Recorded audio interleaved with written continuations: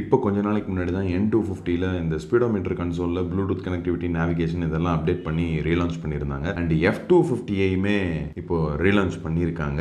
NS400Z launch பண்ண அதே ஈவெண்ட்டில் தான் இந்த வண்டி ஷேர் பண்ணக்கூடிய இன்ஜின் அப்படிங்கிறது N250ல நம்ம பார்த்த அதே இன்ஜின் தான். So almost 25 PS of power, around 8750 RPM and 22 Nm of torque, close to 6500 RPMல ப்ரொடியூஸ் பண்ணுது. அண்ட் இந்த வண்டியில் ஃப்ரண்ட்டில் USD, ரியரில் மோனோ ஷாக்கோட வருது. N250ல பார்த்த மாதிரி ப்ளூடூத் கனெக்டிவிட்டி நேவிகேஷனோட வருது. அண்ட் இன்ட்ரெஸ்டிங்கான விஷயம் என்னன்னா, இந்த வண்டியில் ஸ்விட்சபிள் ABS இருக்குது, ஸ்விட்சபிள் ட்ராக்ஷன் கண்ட்ரோல் இருக்குது, அண்ட் ரைடிங் மோட்ஸ் அப்படிங்கிற பேரில் rain, road and off road அப்படின்னு 3 விஷயத்த ஆட் ஆன் பண்ணியிருக்காங்க. ஃப்ரண்ட்டில் 300mm டிஸ்க், ரியரில் 230mm டிஸ்க், டியூவல் சேனல் ABS-ஓட வருது. டயர்ஸை பொறுத்த வரைக்கும் ஃப்ரண்ட்டில் 100/80 செக்ஷன் டயரு, ரியரில் 130/70 செக்ஷன் டயரு, ரெண்டுமே 17 inch வீல்ஸ். ஃபியூல் டேங்கை பொறுத்த வரைக்கும் ஒரு 14 litre tank. And fuel efficiency அப்படிங்கிறது கிட்டத்தட்ட 37 to 45 km/லிட்டர்.